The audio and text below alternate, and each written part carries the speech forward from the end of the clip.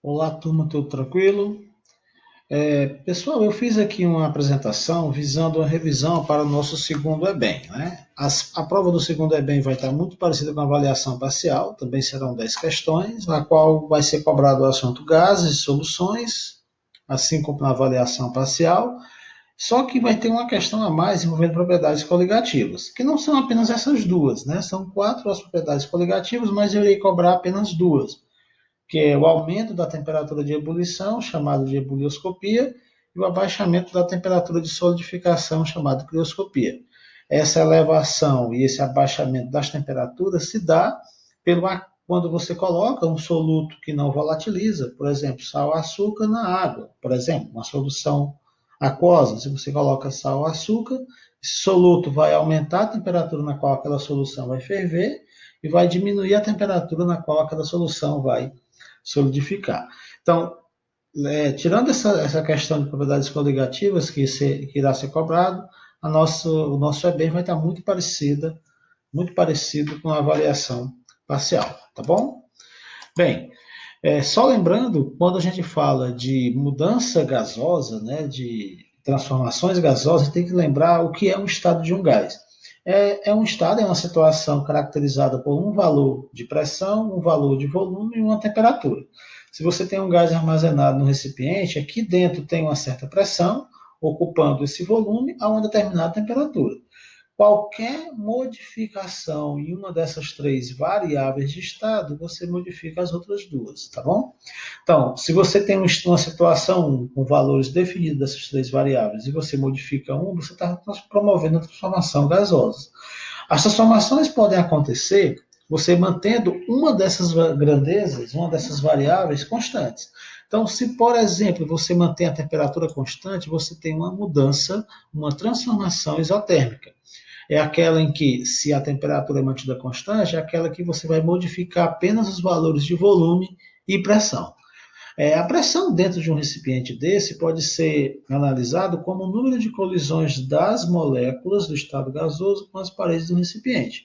Se você diminui o volume na qual esse gás está contido, você vai fazer com que as moléculas colidam mais com os recipientes, com as paredes desse recipiente, fazendo com que a pressão aumente. Então, um menor volume leva a um aumento na pressão. Ou o aumento da pressão em cima desse recipiente diminui o volume.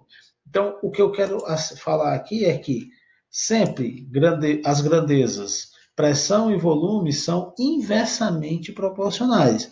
Então, em um sistema fechado, você não vai perder matéria, você não vai ganhar matéria, ou seja, perder ou ganhar gás aqui dentro. Em um sistema fechado, com temperatura constante, verifica-se que determinada massa de um gás ocupa um volume inversamente proporcional à sua pressão. O aumento da pressão sobre o sistema diminui o volume e um menor volume faz com que as moléculas colidam mais com as paredes do recipiente, aumentando assim a pressão. Então, menor volume, maior pressão, menor volume, grandezas inversamente proporcionais, tá certo? Então, quanto maior a pressão, menor o volume. Bem, você pode analisar um gráfico desse, um gráfico de uma mudança isotérmica, você observa o seguinte: se eu tenho uma situação inicial em que a pressão é 1 atm e ocupa um volume V, vamos pegar como exemplo 8 litros, é uma situação hipotética. Então, a 1 atm você tem um gás ocupando 8 litros de volume. O que acontece se você aumentar a pressão sobre esse sistema, de 1 atm para 2 atms? Ora, o aumento da pressão leva a uma diminuição do volume.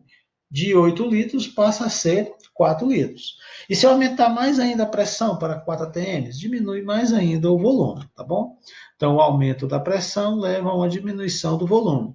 E não importa, vocês estão observando, se eu pego uma situação inicial e multiplico pressão e volume, aqui 1 vezes 8, a resposta vai ser igual, numericamente, a uma situação final, ó, 2 vezes 4, 8. Então, a multiplicação da pressão vezes o volume na situação inicial vai ser matematicamente igual, numericamente, à multiplicação do produto final vezes o volume final. Essa lei da transformação isotérmica a gente pode aplicar em diversas questões. Um cilindro com êmbolo móvel, quando ele fala êmbolo móvel, é como se fosse uma tampa do recipiente que permite ela aumentar o volume e diminuir o volume. Então vamos lá, um cilindro com êmbolo móvel, com a tampa móvel, contém 100 ml de gás carbônico a 1 atm. Mantendo a temperatura constante, se quisermos que o volume diminua para 25 ml, teremos que aplicar uma pressão igual a quanto? Para você fazer uma questão coerente, é importante que você anote os dados. Às vezes a pessoa faz de cabeça, não anota os dados, acaba errando bobagem. Então vamos anotar aqui os dados. O que é o estado de um gás? É uma situação em que eu tenho um volume, que eu tenho uma pressão, que eu tenho uma temperatura. Então eu vou chamar de estado 1 o volume de 100 ml, a pressão de 1 atm e como a transformação é isotérmica, eu vou dizer que a temperatura é constante.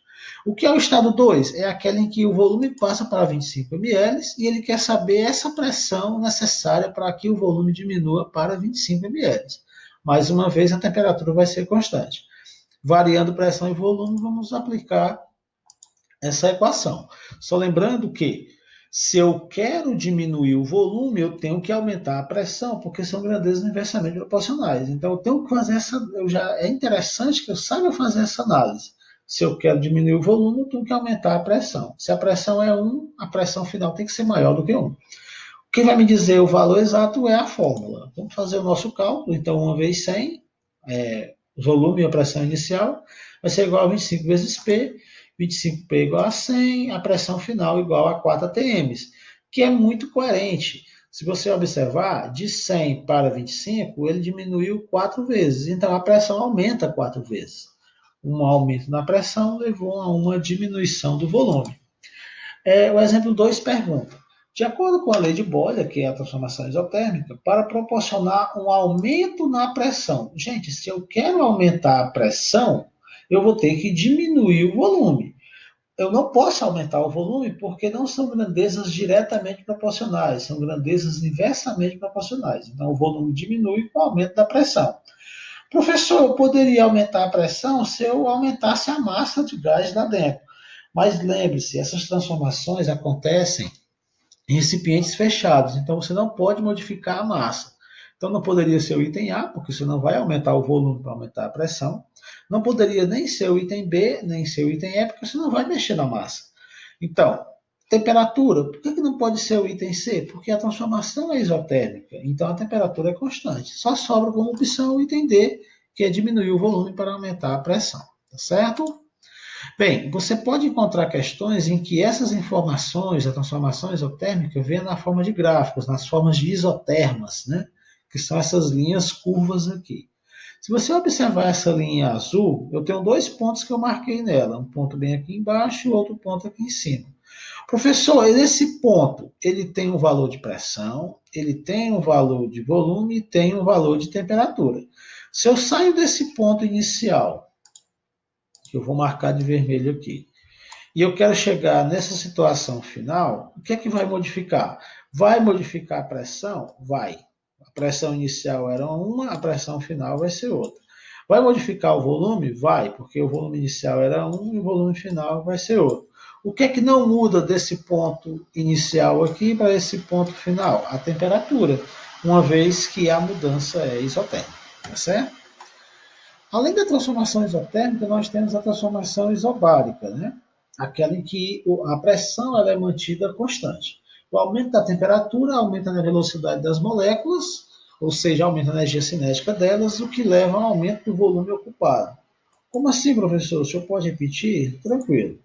Se você aquece uma amostra gasosa, as moléculas aqui, ao receber aquela energia térmica, aumentam a energia cinética, se movimentam mais, se espalham mais, e isso leva a um aumento de volume, tá certo? Então, quanto maior a temperatura, maior o volume, são grandezas diretamente proporcionais. Professor, o que é esse êmbolo móvel mesmo? É só a tampa do recipiente que permite que ele aumente ou diminua de volume, dependendo do aquecimento. Se essa tampa não fosse móvel, aí você não poderia dizer que a pressão seria constante, certo?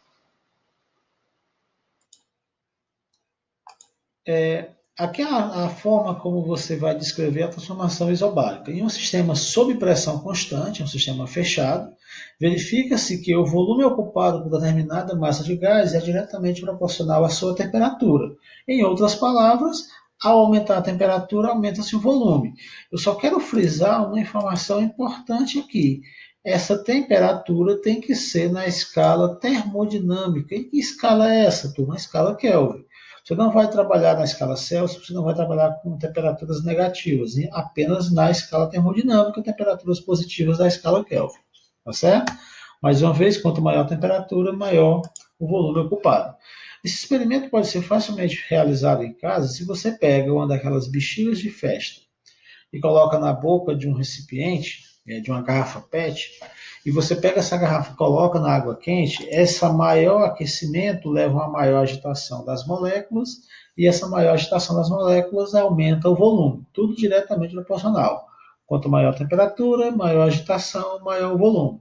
O contrário, quanto menor a temperatura, se você coloca esse mesmo sistema na água fria, você diminui a temperatura, você diminui a agitação das moléculas e diminui o volume do gás aqui dentro.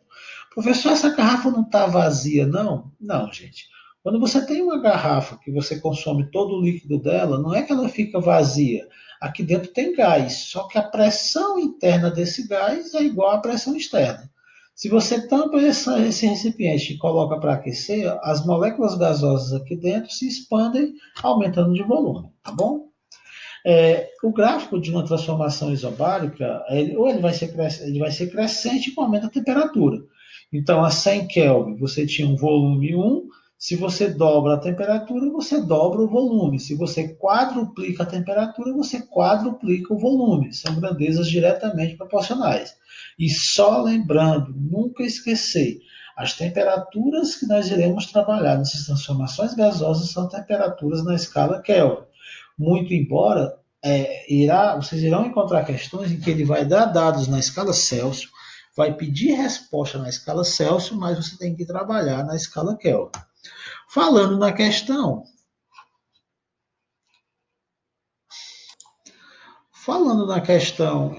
que fala da escala Celsius, que ele dá os dados na escala Celsius, pede resposta na escala Celsius, mas você tem que trabalhar na escala Kelvin, está aqui uma parecida. Uma massa de um certo gás ocupa um volume de 800 ml a menos 73 graus Celsius, numa dada pressão. Qual é a temperatura em Celsius na qual a mesma massa gasosa, e não vai aumentar a quantidade de gás aqui dentro, né? Na mesma pressão ocupa o volume de 1,6 litros. Então, aconselho vocês que vão fazer prova a anotar os dados da questão. O que é a situação inicial? É aquela que você tem um volume de 800 ml e a temperatura de menos 73 graus Celsius. Professor, por que, é que o senhor colocou pressão constante? Ele citou aqui que essa amostra de gás está numa dada pressão. Ele não disse numericamente o valor da pressão. E ele diz aqui no final que essa transformação vai se dar na mesma pressão. Então, se ele não deu a pressão e a pressão final vai ser a mesma, a pressão é constante, tá bom? Bem, o que é o estado 2, o estado final? É aquele em que o volume vai passar a ser 1,6 litros. Ele quer saber qual é a temperatura necessária para que esse volume saia de 800 ml e passe a ser 1,6 litros. Lembrando um detalhe, ele deu a temperatura na escala Celsius, quer a resposta na escala Celsius, mas você tem que trabalhar na escala Kelvin. Então, para transformar uma temperatura que está na escala Celsius na escala Kelvin, basta eu somar com 273. Então, aprendam esse valor. Menos 73, que é o valor na escala Celsius, mais 273, essa soma vai dar 200. Então, ao invés de você fazer o cálculo utilizando menos 73, você tem que utilizar 200 Kelvin. Outro dado importante, se você analisar bem, o volume inicial é 800 ml e o volume final é 1,6 litros. Gente, são grandezas, são unidades de volume diferente. Aqui é ml, aqui é litro. Então, ou você trabalha com esses dois valores em ml, ou você trabalha com esses dois valores em litro. Ou seja, ou aqui você trabalha com 0,8 litros, para deixar esse litro, ou se você quer manter 800 ml, você tem que transformar 1,6 litros para 1.600 Ok? Então aqui você tem o estado 1, eu já modifiquei a temperatura, não vou trabalhar com 73 graus Celsius negativo, vou trabalhar com 200 Kelvin. E o volume eu vou adotar 1.600 ml para manter os dois na mesma escala, né? ml. Então a equação para a transformação isobárica é essa, volume sobre temperatura, a pressão é constante, fica fora da equação. Então você coloca os dados, 800 sobre 200 vai ser igual a 1.600 sobre temperatura final. Fazendo aqui um corte de zero para facilitar os nossos cálculos, você chega na temperatura final a 400. O professor sabia que era 400 sem nem fazer o cálculo. Como é que você chegou? Bem, se 800 é o meu volume numa temperatura de 200 graus Kelvin, se eu quero chegar em 1.600, ou seja, você multiplicou por 2. Então a temperatura também tem que aumentar por 2. Então a temperatura seria 400 Kelvin. Professor, mas a resposta ele quer em Celsius. Ah, sim. Se você está na escala Celsius e quer chegar na escala Kelvin, você tem que somar 273. E aqui você tem que subtrair 273. Então, se você pega 400 e subtrai 273, você chega na temperatura de 127 graus Celsius. Então, aqui ele pediu até a resposta final em graus Celsius, mas todo o cálculo tem que ser na escala Kelvin. A transformação isovolumétrica é aquela transformação em que vai acontecer em um recipiente em que o volume vai ser mantido constante. Por exemplo, um botijão de gás, um spray desses que tem desodorante transpirantes, em que o volume não é variável. Então, as transformações acontecidas nesses recipientes são chamadas de transformações isovolumétricas, né? Em um sistema fechado, você não vai ganhar, não vai perder matéria, moléculas. Em um sistema fechado em que o volume é mantido constante, verifica-se que a pressão exercida por uma determinada massa de gás é diretamente proporcional à sua temperatura termodinâmica. Se a pressão é diretamente proporcional à temperatura, quer dizer que o aumento da temperatura aumenta a pressão. Então, são grandezas que o aumento de uma leva ao aumento da outra, grandezas diretamente proporcional. Então, a uma temperatura 1, temperatura T, se eu tenho volume 1, perdão, aqui eu estou falando de pressão porque a transformação é isovolumétrica. Se é uma temperatura T, eu tenho uma pressão de 1 atm, quando eu dobro a temperatura, eu dobro o valor de pressão. Grandezas diretamente proporcional, tá bom? A 1 atm, se a temperatura é 3, se a pressão é 1, se a temperatura... Perdão, turma. Se a 3 Kelvin, a pressão é 1, a 6 vai ser 2, a 2 vai ser 4, a 24 vai ser 8. Então, são grandezas diretamente proporcionais. Esses valores aqui são valores apenas didáticos para tentar explicar, tá bom? A transformação isovolumétrica. O exemplo 4, ele fala o seguinte: um recipiente fechado contém hidrogênio a temperatura de 30 graus Celsius e a pressão de 606 milímetros de mercúrio. A pressão exercida quando se eleva a temperatura a 47 graus Celsius sem variar o volume será de quanto? Bem, essa unidade de pressão, o professor gosta de trabalhar com ATM. A ATM é bem bacana de trabalhar, porque geralmente é 1, 1,5, 2, mas não vamos deixar de fazer a questão, porque a pressão vai estar nessa unidade, milímetros de mercúrio. Dá para fazer sim. Então, vamos anotar os dados. O estado 1, ele diz que a pressão do recipiente é 606 milímetros de mercúrio e a temperatura é 30 graus Celsius. O estado 2, ele só dá a temperatura vai aumentar para 47 graus Celsius e quer saber qual é a pressão desse sistema.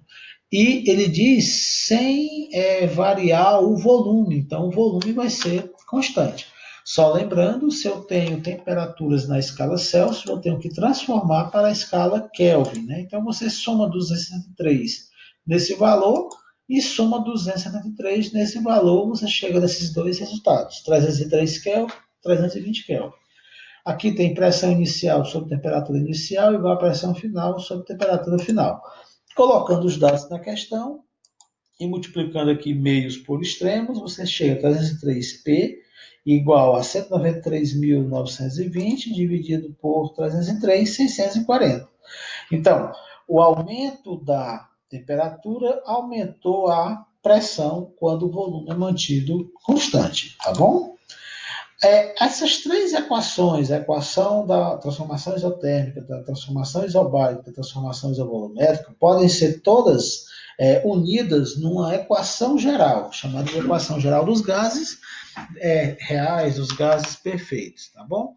Então, essa fórmula da equação geral dos gases você pode aplicar para qualquer uma dos exemplos que eu fiz anteriormente. Professor, se a transformação for isotérmica, então na hora de você preencher a fórmula, você não coloca o valor de temperatura. Só sobra quem? Pressão vezes o volume. Então, tudo bem? Então, perdão aqui, turminha. Essa equação geral, ela pode ser utilizada em qualquer mudança gasosa. Basta que, quando você souber qual dessas grandezas vai ser constante, você tira ela da fórmula, tá bom? Então, vamos olhar aqui o exemplo simples. Um gás ideal, confinado inicialmente a uma temperatura de 27 graus Celsius, pressão de 15 atm e volume de 100 litros, sofre uma diminuição do seu volume de 20 litros e um acréscimo em sua temperatura de 20 graus Celsius. A pressão final do gás é. Essa questão, cuidado com o linguajar, como ela está escrita, né? Ele não está dizendo. Qual é o estado inicial mesmo? Vamos só anotar aqui. O estado inicial diz que o volume do gás é 100 litros, a pressão é 15 atm e a temperatura é 27. O que eu quero chamar a atenção, que eu estou mandando vocês tomarem cuidado, é que ele sofre uma diminuição no seu volume de 20 litros. Ele não está dizendo que o volume final é 20 litros. Ele está dizendo que diminuiu 20 litros. Então, se eu tenho 100 litros inicialmente e vai diminuir 20 litros, qual é o volume no estado 2? Você pega 100, diminui 20 litros, o volume no estado 2 é 80. Ele diz também que a temperatura teve um acréscimo de 20 graus Celsius. Ele não está dizendo que a temperatura final é 20 graus. Acrescentou 20 graus. Então, se você tem 27 graus Celsius e aumentou mais 20, a temperatura final vai ser 47. E a pressão é o que ele quer saber. A pressão final do gás eu não sei. Então aqui está variando o volume, está variando pressão e está variando temperatura, variando as três variáveis de estado. Você usa a equação geral dos gases, tá certo? Só lembrando mais uma vez, nunca é demais lembrar, você não usa temperaturas na escala Celsius, você tem que somar com 273 para deixar essas temperaturas na escala Kelvin. Aqui nesse gráfico já está tudo atualizado. Ao invés de eu colocar as temperaturas na escala Celsius, já coloquei na escala Kelvin. A equação geral dos gases é essa. Se o volume porventura fosse constante, você ia tirar isso da fórmula, sobraria pressão sobre temperatura. Se a pressão é que fosse constante, sobraria o volume sobre temperatura. E se a temperatura é que fosse constante, você ia ter pressão e volume. Então, essa equação geral resolve qualquer outra questão que envolve transformação gasosa, tá bom? Colocando os dados, 15 vezes 100 dividido por 300 vai ser igual a 80 vezes pressão dividido por 320. Como tem zeros, eu vou cortar esses zeros aqui do 100 com os zeros de 300, vou cortar esse zero aqui do 80 com esse zero aqui de 320. Só lembrando, eu só posso cortar porque aqui é uma multiplicação, não é turma. Se porventura fosse uma soma ou uma subtração, não poderia fazer esse corte. Faz uma regra de 3, uma multiplicaçãozinha cruzada, ó, 3 vezes 8, 24, 24 vezes P, 24P, e multiplica do outro lado, 15 vezes 32, 480. 480 dividido por 24, a pressão é 20 atm. Então aqui você variou as três variáveis. Fica estranho, né? Mas sim, você modificou as três variáveis de estado simultaneamente, tá certo? Além da equação geral dos gases, que foi aquela que nós vimos, né? Pressão inicial vezes volume inicial sobre temperatura inicial igual a pressão final vezes volume final sobre temperatura final, você tem a equação de Clapeyron. Quando é que eu vou utilizar a equação de Clapeyron e quando é que eu vou utilizar a equação geral? A equação geral vai ser utilizada quando você tiver valores diferentes de pressão, volume e temperatura. Então, você vai ter estados diferentes de um gás. Quando eu digo estados diferentes de um gás, valores diferentes de pressão, valores diferentes de temperatura, valores diferentes de volume. Já a equação de Clapeyron vai ser utilizada quando você tem uma situação única de um gás. Como assim situação única? Apenas um único estado. Apenas um único valor de pressão, um único valor de volume, de temperatura.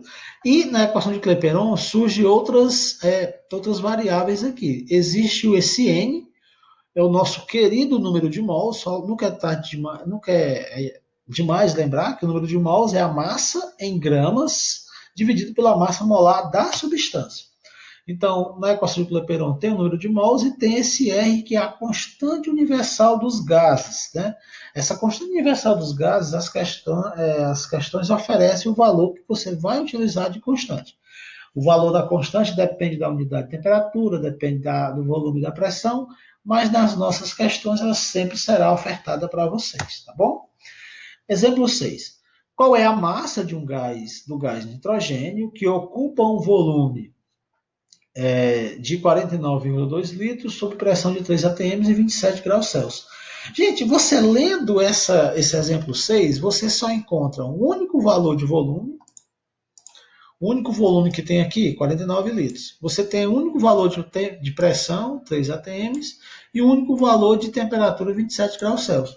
Então, não está variando pressão, temperatura e volume. Então, não é uma equação. Você não vai utilizar a equação geral. Você vai utilizar a equação de Clapeyron porque ele quer que você calcule a massa de um gás.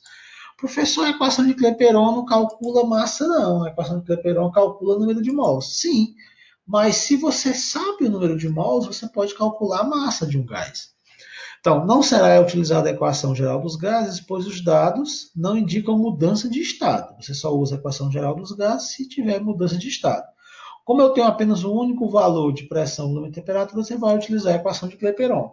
Mas, professor, a equação de Clapeyron permite que eu calcule o número de mols. Exatamente. Você, sabendo da constante dos gases, você calcula o número de mols. Só que sabendo o número de mols, você pode calcular a massa, porque você sabe que o número de mols é a massa dividida pela massa molar.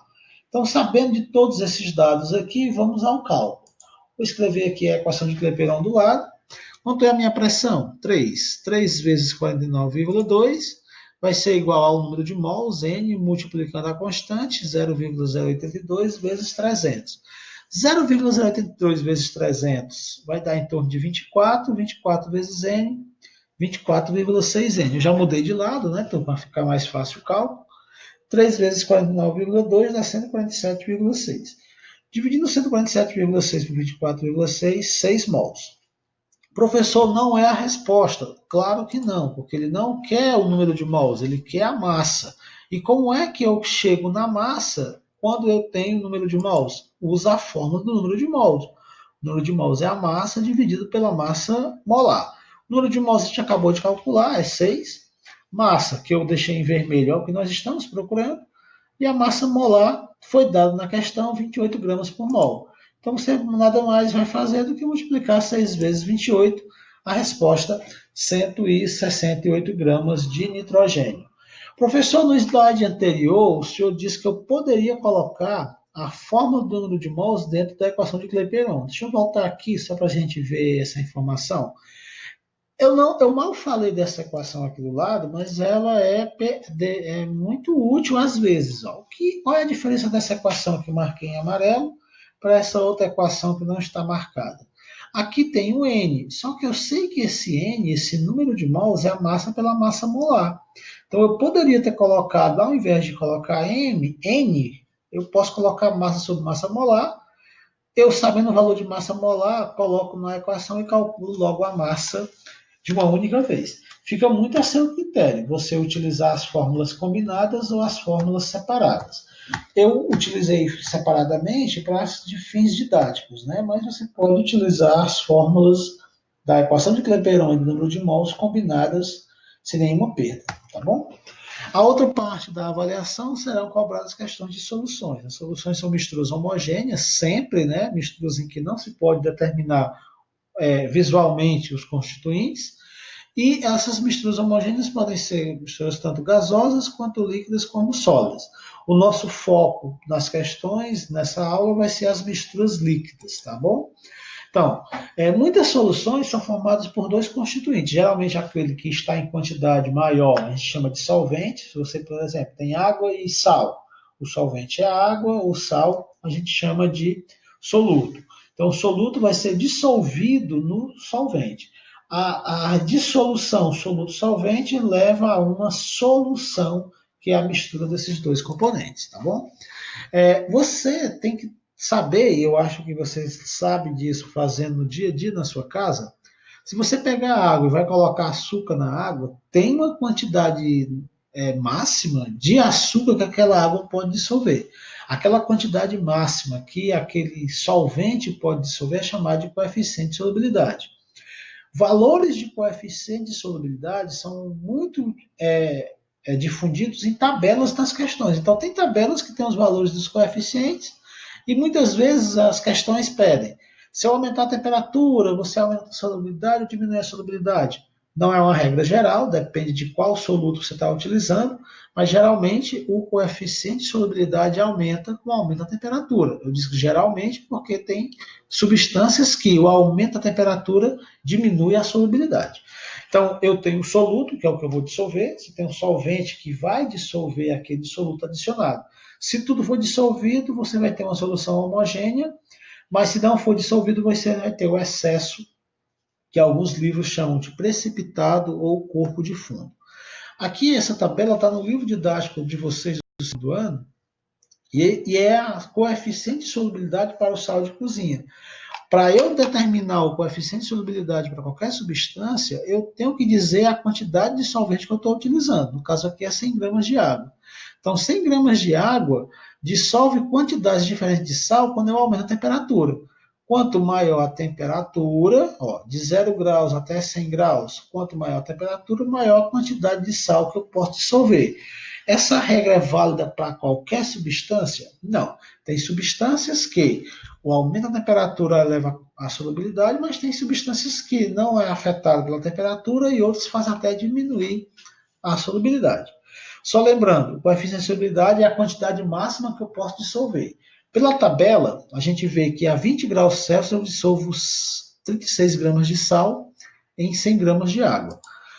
O que acontece se eu, ao invés de colocar os 36, que é o máximo que eu posso dissolver, eu colocar apenas 30 gramas de sal? Bem, o que vai acontecer é o seguinte: se eu sei que 100 gramas de água dissolvem 36 gramas de sal e eu só coloco 30, você está colocando menos soluto do que aquele máximo possível que poderia ser dissolvido. Então, se você coloca menos soluto do que o máximo que aquele volume poderia dissolver, você tem uma solução chamada de insaturada. Se nós analisarmos uma sala de aula padrão na nossa escola, tem 45 estudantes. Se dentro da sala tem só 30 estudantes, a sala está insaturada, porque tem menos estudantes do que o máximo que poderia suportar.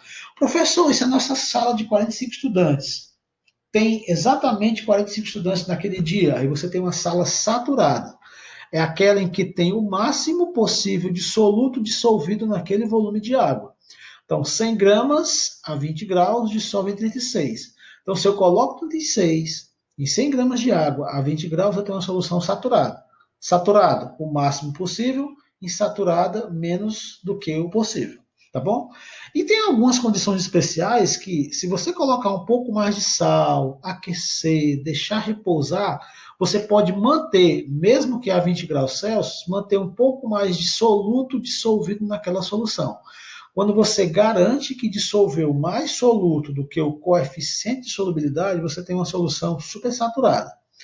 Essas soluções supersaturadas são muito difíceis de se obter na vida real, é mais para fins didáticos. Então, no nosso dia a dia, a gente vai trabalhar muito com questões insaturadas, que tem menos soluto do que o máximo necessário, que ele poderia dissolver, e solução saturada, que tem exatamente a quantidade de soluto dissolvido naquela temperatura, naquele volume de solvente. Antes de vocês se assustarem, insaturada, saturada, supersaturada, essas questões, especificamente desse tipo, cobrando soluções, eu não irei cobrar na avaliação bimestral de vocês, tá bom? Agora sim, concentração eu vou cobrar mesmo, né? A concentração que nós iremos trabalhar na avaliação bimestral serão de dois tipos. Nós temos a concentração comum e a concentração em quantidade de matéria, também chamada de concentração molar. A concentração comum é só dividir a massa do soluto, pelo volume da solução. Professor, essa massa precisa estar em grama, precisa estar em quilo, miligrama? Não, é indiferente, depende da questão. Tem massa que pode ser em grama, tem massa que pode ser miligrama, a questão é que vai nortear você. tá bom? Então, sempre lembrando, vai ser a massa do soluto pelo volume da solução. Se eu coloco numa fórmula química M1 é a massa do soluto, se fosse M2 seria a massa do solvente. E só M, como esse V aqui embaixo, sem nenhum índice, eu estou falando da solução. Então, se eu tenho um V1, se fosse V1 era volume de soluto, se fosse V2 era volume de solvente, como é apenas V, volume da solução. Da mesma forma o M. Se esse M não tivesse o índice 1 ou 2, seria a massa da solução. Como tem o índice 1, é a massa do soluto. Qual é a concentração em gramas por litro de uma solução resultante da dissolução de 50 gramas de sal em volume final de 200 ml? Observe que o volume que ele deu para a questão está em ml e a questão ele pede uma resposta em gramas por litro. Então, ele está norteando que, embora a questão esteja oferecendo um volume em ml, ele quer a resposta da concentração em litros. Então, vamos anotar aqui os dados. Você tem a massa de soluto, que é o sal de cozinha de 50 gramas, e tem um volume de 200 ml. Eu posso dividir descaradamente 50 por 200? Aqui não, porque ele não quer a unidade de gramas por ml, ele quer a unidade de gramas por litro. O que eu aconselho você a fazer primeiro é transformar ml para litro. Como é que transforma mesmo, professor? ml para litro, miligrama para grama, você tem que dividir por 1.000. Então, dividindo 200 por 1.000, você chega em 0,2 litros. Pega a fórmula da concentração comum, massa pelo volume, a massa é 50, o volume é 0,2, dividindo 50 por 0,2, você chega a 250 gramas por litro.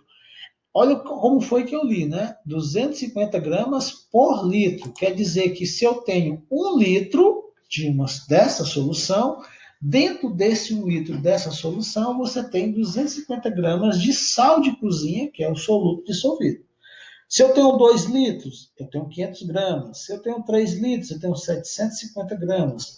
Então, em 1 litro, eu tenho 250 gramas. Em 2 litros vai ter o dobro, em 3 litros o triplo, e assim sucessivamente. Só lembrando, essa massa que está dissolvida é a massa do soluto. Então, eu tenho 250 gramas de soluto dissolvidos em 1 litro de solução. Além da concentração comum, você pode encontrar a concentração em mols por litro, também chamada de concentração em quantidade de matéria, concentração molar. E os livros antigos, essa nomenclatura não é tão usual mais hoje em dia, chamar de molaridade. Mas a molaridade, ou concentração molar, é facilmente determinada pegando o número de mols do soluto dividido pelo volume da solução.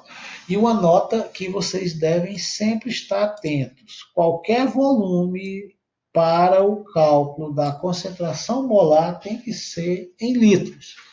Professor, na concentração comum, o volume precisa estar em litros? Não. O volume não precisa estar em litro na concentração comum, apenas na concentração molar que é obrigatório, tá certo? Por definição, o volume da solução é necessariamente expresso em litros quando eu estiver falando de concentração molar. Então, exemplo 8 pergunta: determine a concentração molar de glicose, da glicose, numa solução aquosa que contém 9 gramas desse soluto em 500 ml de solução.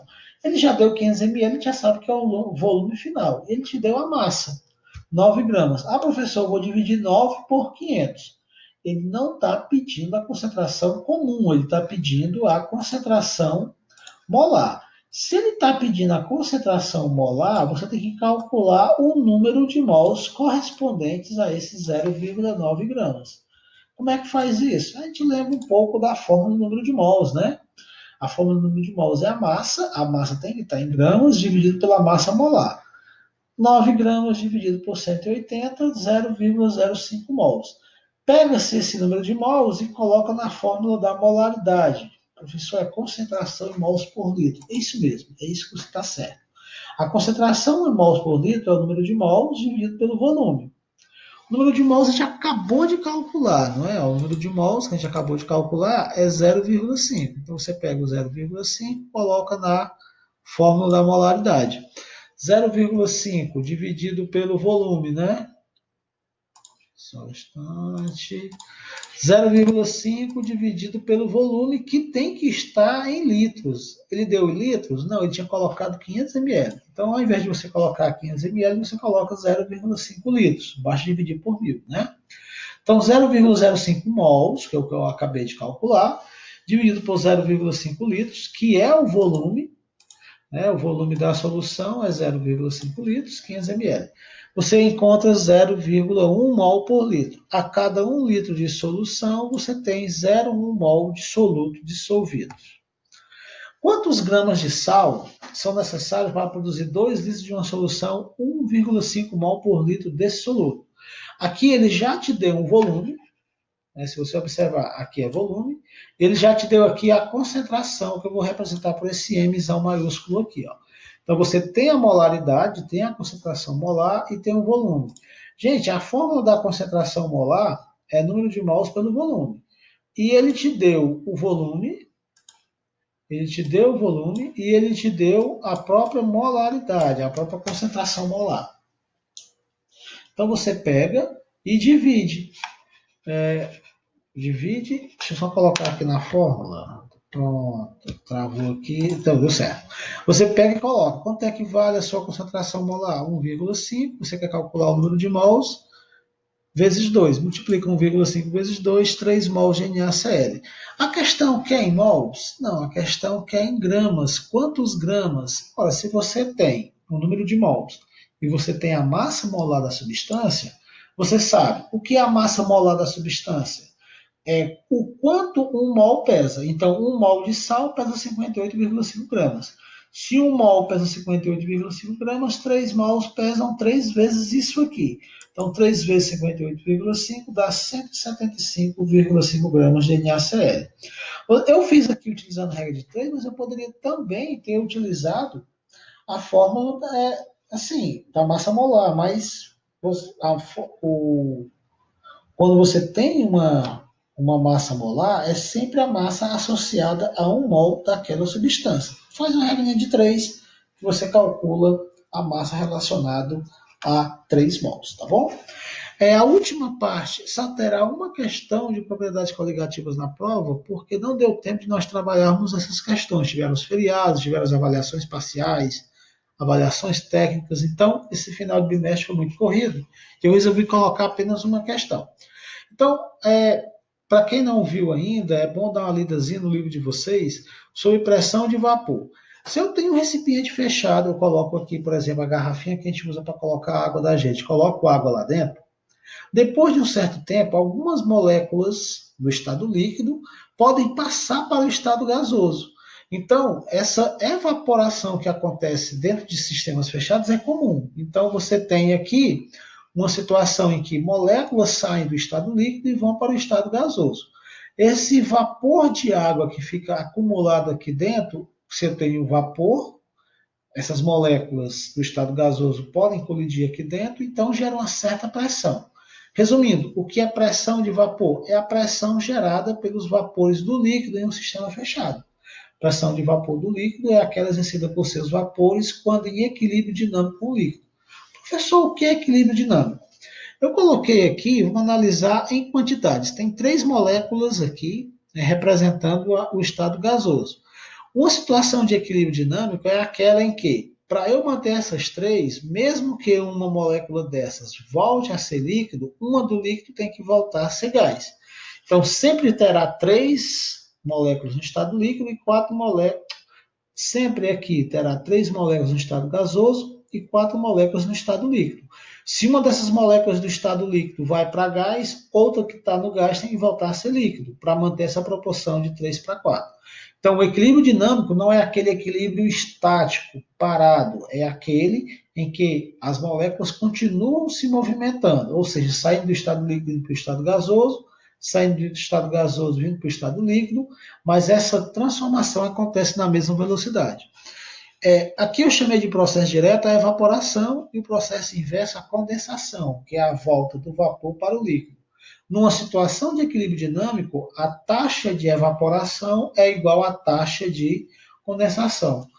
Professor, o senhor pode explicar de novo? Digamos que aqui fosse na nossa escola, quando um estudante vai ao banheiro, para o outro ir, tem que chegar aquele que foi antes. Então, tem sempre um estudante indo ao banheiro e 44 na sala. Quando aquele estudante que está do lado de fora entra na sala, o outro sai. Então, sempre tem um do lado de fora indo ao banheiro e os outros 44 na sala. Isso não é parado, tem sempre um entrando e outro saindo. Isso é dinâmico. Então, o equilíbrio dinâmico é aquele em que as quantidades permanecem constantes, mas eles mudam de tempos em tempos um em outro, tá bom? Então, vamos lá. O que é a tonoscopia? Né? É o abaixamento dessa pressão. Se você tem só um solvente puro, esse solvente pode evaporar facilmente. Agora, o que acontece se eu tenho a água e ao invés de eu ter água pura, eu coloco soluto aqui dentro? Gente, se você analisar, o soluto vai ser uma molécula estranha ao solvente puro. Essa molécula estranha ao solvente puro vai acabar atrapalhando a evaporação. Então, a adição de soluto, por exemplo, a adição de sal, a adição de açúcar, que são solutos que não volatilizam, que não evaporam, eles retardam a ebulição, retardam a solidificação e retardam a produção de vapor de um gás. Então, quanto maior a quantidade de soluto aqui, menor a pressão. Por quê? Se eu tenho aqui, eu coloquei 3 esferas, não sei nem que cor é essa. Essas esferas aqui meio alaranjadas, né? Não sei. Essas 3 esferas vão atrapalhar a evaporação, mas se eu coloco mais soluto, atrapalha mais ainda. Em resumo, quanto mais soluto você coloca numa solução, mais difícil aquele solvente vai evaporar. E se o solvente puro? O solvente puro sempre vai ser mais fácil de evaporar quando comparado àquele solvente na solução. Então, eu tenho um recipiente contendo água pura. Aquela água pura evapora numa certa taxa. Se ao invés de água pura eu tenho água com sal, com açúcar, a evaporação vai ser mais lenta, porque as moléculas de soluto acabam dificultando, acabam impedindo essa água de evaporar, tá certo? Então aqui tem um desenhozinho animado, um GIF, né? As moléculas só de água no solvente puro evaporam facilmente, mas quando tem o sal de cozinha, o açúcar, existe uma molécula estranha que impede essas moléculas de evaporarem. Se vocês estão dentro da sala de aula e vocês querem sair todos de uma vez, vocês são puros. Agora, se tem um professor na porta, já vai dificultar a saída de vocês. Então, quanto mais concentrada for a solução, mais impedido vai estar essas moléculas de evaporarem e vai ser, se eu tenho menos moléculas evaporando, eu tenho uma menor pressão de vapor, tá bom? Isso com certeza irei cobrar de vocês, né? O aumento da temperatura de ebulição. Se eu tenho na mesma temperatura, por exemplo, eu tenho a 100 graus Celsius, e eu vou comparar os vapores de uma solução com os vapores do solvente puro, eu vou ter mais vapor do solvente puro. Isso ocorre porque as partículas do soluto diminuem a probabilidade que as partículas do solvente evaporem. Em outras palavras, a temperatura de início de ebulição do solvente em uma solução de soluto não volátil é sempre maior do que a temperatura de ebulição do solvente puro. A água pura, ela ferve a 100 graus, porque ela evapora numa taxa. Se eu coloco água com sal, ela já não vai ferver a 100 graus, porque aquele sal vai impedir as moléculas de saírem. Então, ferve acima de 100 graus. Eu falei sal, mas pode ser açúcar. Alguém, com certeza, já deve ter feito café em casa, e tem pessoas que, ao fazerem o café, colocam logo o açúcar na água e põem a água para ferver. Se você faz isso, você já deve ter percebido que a água colocada para aquecer logo com açúcar sai mais quente do fogo. Por que a água sai mais quente do fogo quando você coloca ela para ferver com açúcar? Porque a adição de soluto faz com que a temperatura de ebulição da água naquela solução aumente. Antes era 100 para água pura, e se você coloca água com sal, água com açúcar, vai ferver acima de 100, tá certo?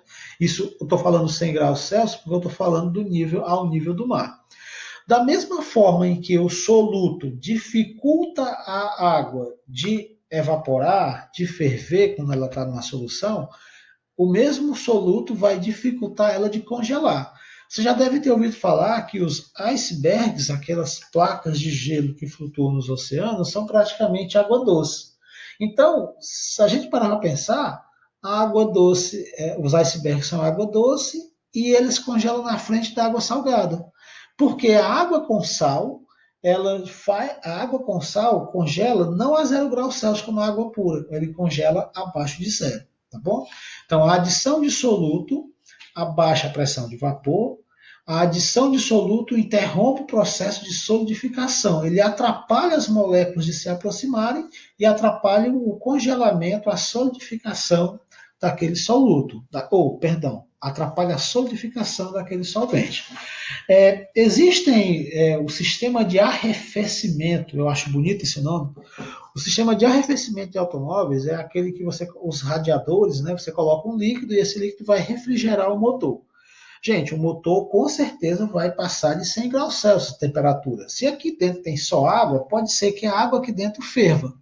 Para essa água não ferver, coloca-se o aditivo, uma substância, um soluto, que embora líquido, ele não evapora com facilidade. Então, ele faz com que a água aqui dentro do radiador não ferva a 100 graus, demore mais para ferver, ferva acima de 100 e conserva mais a água aqui dentro do sistema de arrefecimento. Da mesma forma, esse líquido colocado no radiador faz com que em ambientes, em países, em regiões em que o clima é muito frio, quando a água chegasse a 0 graus Celsius, ela começaria a congelar. Mas quando você coloca esse soluto aqui dentro, a água não congela agora a zero, congela abaixo de zero, e a água também não vai ferver a 100, vai ferver acima de 100. Professor, uma vez eu vi numa reportagem que para derreter o gelo das estradas eles colocam sal. Gente, água pura congela a 0 graus. Então, digamos que aqui você tem uma camada de gelo que está a 0 graus. E água salgada, digamos que vai congelar a menos 5 graus. Se aqui está a 0 graus e você coloca sal, água com sal só vai congelar a menos 5, se eu tenho uma temperatura de 0 graus, não chegou ainda no ponto de solidificação, então o gelo começa a derreter. Então, se você quer derreter gelo, joga sal nele. O professor ouviu falar que se você colocar sal no gelo, as bebidas ficam geladas mais rapidamente. Sim, porque aquele gelo, para existir estando salgado, ele não está a 0 graus, ele está abaixo de zero. Então, um gelo salgado não está a 0 graus, está abaixo de zero, tá bom? Resumindo essa nossa história toda, você tem que ter a seguinte ideia. Água pura. Água pura ferve a 100, água pura congela a zero, isso ao nível do mar.